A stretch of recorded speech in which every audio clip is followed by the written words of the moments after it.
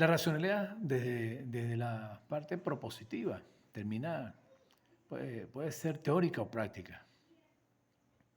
La teórica pues son razones y argumentos, la práctica me habla de acciones. Eh, en lo teórico, cuando hablamos de razones y argumentos, terminamos que sea veraz la información. En la práctica vemos las acciones para cumplir un objetivo. ¿Qué quiero decir yo con todo esto? Mire cómo, cómo puede convivir la teoría y la práctica en cualquier espacio. Ustedes tienen fundamentos teóricos de algo, pero yo tengo que hacer una, hablamos de cotejar, de visualizar qué pasa en lo praxiológico, pues, cómo están las acciones, los objetivos, y uno compara si coincide lo práctico con lo teórico para poder en esa racionalidad llegar a algunas conclusiones. Si se dan cuenta, no estamos hablando de nada del otro mundo, nada del otro mundo. Un poquito traté de no filosofar tanto con la presentación, ¿verdad? Sino ser lo más claro posible, y lo hago con mis comunidades, que entendamos desde el ejemplo, que entendamos desde lo cotidiano estos paradigmas, pues. Entonces, la racionalidad teórica,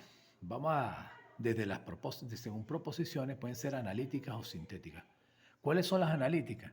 Son aquellas que no necesitan ser comprobadas. Por ejemplo, una definición, un axioma, algo que ya está establecido, o teorema, o las verdades lógicas. Por ejemplo, un triángulo tiene 3 lados. Eso no lo demostramos, eso se ve. No necesitan ser comprobados. Las sintéticas necesitan ser contrastadas con la realidad. Por ejemplo, está lloviendo y ustedes inmediatamente, si están sentados en un espacio, van a mirar hacia las ventanas para ver si está lloviendo. Necesita ser contrastado. El agua está hirviendo y ahora tienen que ir a ver si el agua está hirviendo. Eso es una racionalidad teórica vista desde la analítica y las sintéticas. Desde la racionalidad práctica, depende de las posibilidades y deseos. Depende.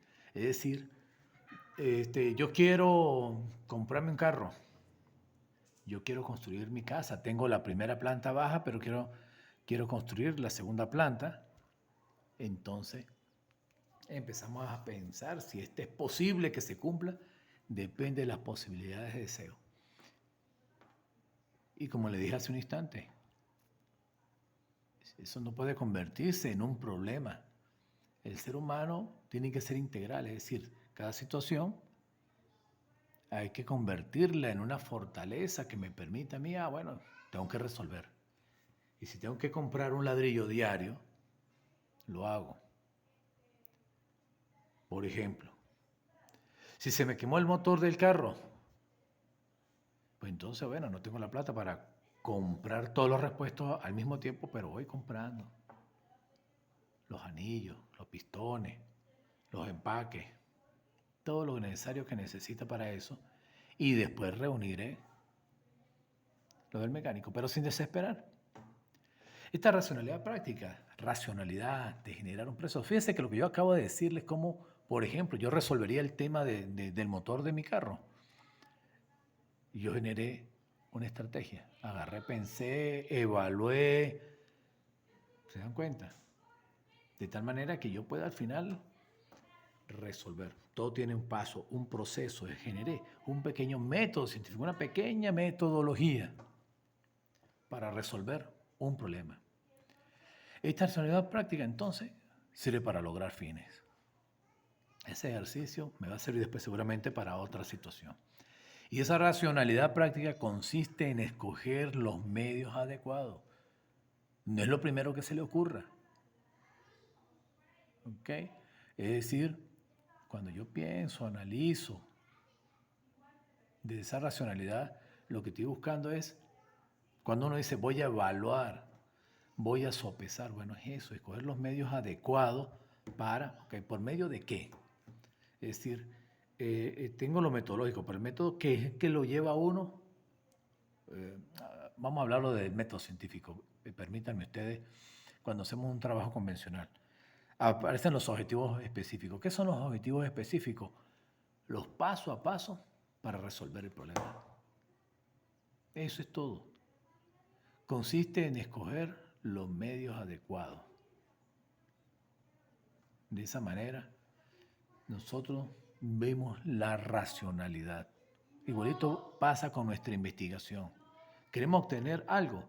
Bueno, ¿qué tengo que yo ir mostrando en esa redacción de mi investigación? Partiendo de la autobiografía, partiendo de ese portafolio donde están nuestras evidencias, nuestros saberes y finalmente la investigación. Y que todo ese hilo conductor se parezca al participante. Unas observaciones con respecto a eso. Bueno, la negación de estos enunciados, no enunciados, sería totalmente absurdo. Leo, la primera es la negación de estos enunciados sería totalmente absurdo. Saber escoger la mejor acción es primordial, ya que las consecuencias no solo pueden afectarnos, no puede afectarnos a nosotros, sino también a los demás. Por lo tanto, la racionalidad sirve para ser consecuentes con lo que hacemos. Entonces, fíjese, la mejor acción, hablamos del caso del vecino que le compra el carro al hijo porque el otro vecino también le compra el carro y yo tengo que ser igual que él y termino hipotecando la casa.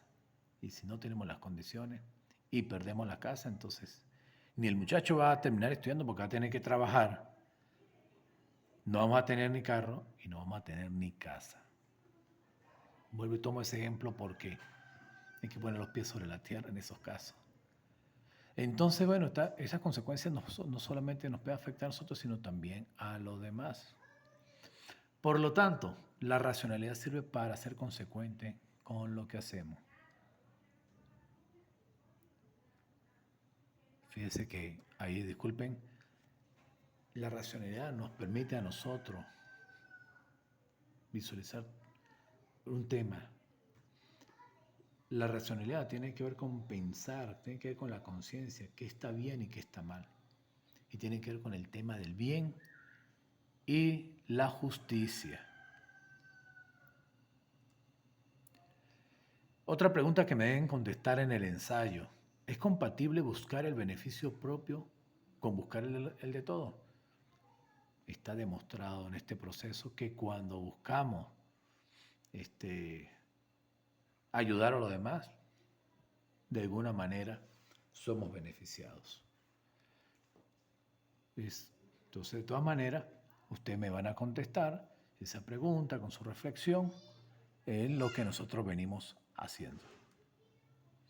El razonamiento y la experimentación, mire, el razonamiento me permite construir, la experimentación me permite hipótesis. Construir hipótesis. También el razonamiento y la experimentación me permite deducir y al que uno deduce va creando ciertos principios. Y en el razonamiento viene una elaboración con la que yo voy a ejecutar. Esto termina con la experimentación, tomar leyes generales de un sistema organizado por medio de ¿qué? De un método científico propio.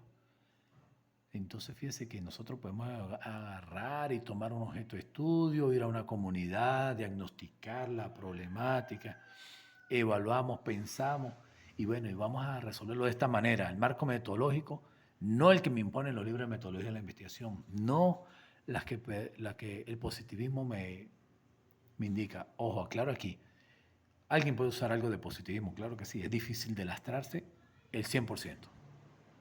Lo que no puede ser es totalizador. Entonces, creamos método científico. Al crear un método científico para resolver un problema, conseguir el proceso, como uno llama la hoja de ruta, o los pasos, cómo lo va a resolver, es darle el carácter científico, la cientificidad del proceso. Esto me permite ver el alcance de estudio, ver los resultados, que es lo cotidiano, y me permite seguir indagando. No es que ahí termina, ¿no? Ustedes se dan cuenta que ustedes van ejecutando, pero al mismo tiempo en esa reflexión de la que hemos hablado ya en el transcurso de esta presentación me permite seguir investigando, indagar, rebuscar y que eso sea fiable, confiable. Otra pregunta que deben contestarme dice, ¿no es una fortuna que el pensamiento científico esté a nuestro alcance sin que sea necesario ser especialista? Y eso es maravilloso. Como personas que no son especialistas en un área, que no tienen formación académica formal, terminan conociendo temas como el cambio climático, el tema que produce la lluvia, el tema de la siembra, el tema de la cosecha, en el tema de la cultura agroecológica, en fin. Por eso es que tenemos tantos innovadores y tantos tecnólogos. Aquí en Mérida tenemos un referente como don Luis Zambrano, creador del molino de trigo y otros inventos más de ese señor que dio el municipio de Rivadavia, bailadores. Entonces, bueno, esa pregunta también quisiera que me la contestaran y me la enviaran en el ensayo. Seguimos. Otra pregunta para la tarea, que yo sé que ustedes se van a emocionar escuchando esto y desarrollando desde su perspectiva, desde su mirada, desde lo ontológico, desde lo epistémico y desde lo axiológico. ¿No es acaso relevante poder filosofar científicamente? Ya entendemos que eso de científicamente lo puede hacer cualquiera, ¿no? No necesita ser un investigador del IBIC solamente, de una universidad, sino que podemos ser investigadores sociales. Mirar esa investigación desde mi comunidad. Lo ven, ¿verdad? Sé que lo están pensando. Sobre los resultados de investigación que la gente común y corriente como nosotros podemos hacer hoy sobre los temas de nuestro interés. Léanla con calmita para que se den cuenta de lo que hemos hablado. Otra pregunta para la tarea. ¿No es muy gratificante apagar cada vez que se quiera el ruido del mercantilismo y del consumismo para dedicarse a la indagación del conocimiento confiable acerca de lo que nos interesa? ¿Cuántas personas no empiezan leyendo un tema en particular y se apasionan? Y así cuando están ocupados no están pendientes del daño que hace algunos actores en las redes, acabando con Venezuela, diciendo mentiras del presidente, de un ministro y todas esas cosas. Pero eso nos permite aislarnos muchas veces para poder seguir leyendo, seguir investigando, seguir conociendo y construyendo saberes y enriqueciendo los haberes de cada uno de nosotros. Entonces, bueno, otra pregunta para contestar. Valor agregado de todo esto. Si se forman personas emocionalmente equilibradas, tendremos características de ser realistas, evaluadoras, objetivas, racionales, trabajadoras. Fíjense estos elementos. Nosotros, si entendemos que cada uno desde nuestra racionalidad y generamos un proceso de cientificidad, es decir, que ese proceso le demos el carácter científico, estamos construyendo un ser humano integral, respetable, decimos nosotros, serios, sin perder de vista lo humano. La gente cree que cuando hablamos de racionalidad estamos hablando de una persona mental y no le damos cabida a eso humano.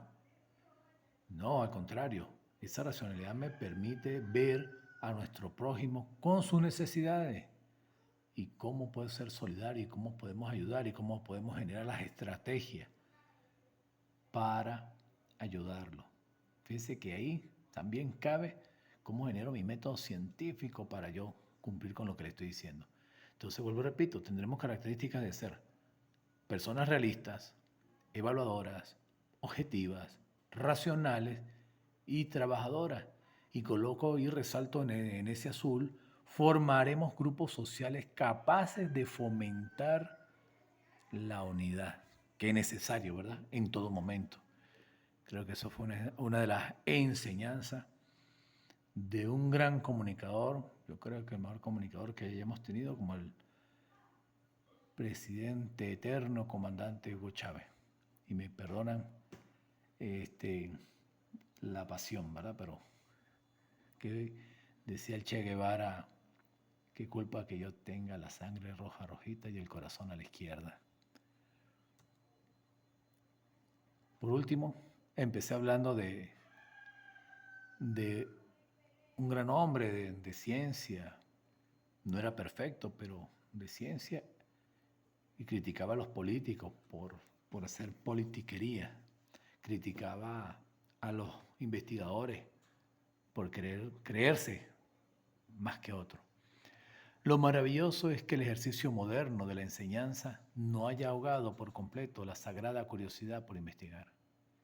Pues esta delicada plantita, además de estímulo, necesita esencialmente de la libertad, sin la cual perece de modo inevitable. En conclusión, ¿qué nos dice Albert Einstein en ese pensamiento? Que investigar es de todos nosotros, de todos.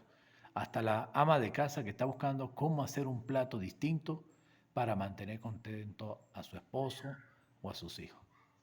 Entonces, mi gente, siempre a la orden, de verdad, espero conocerlos en algún momento.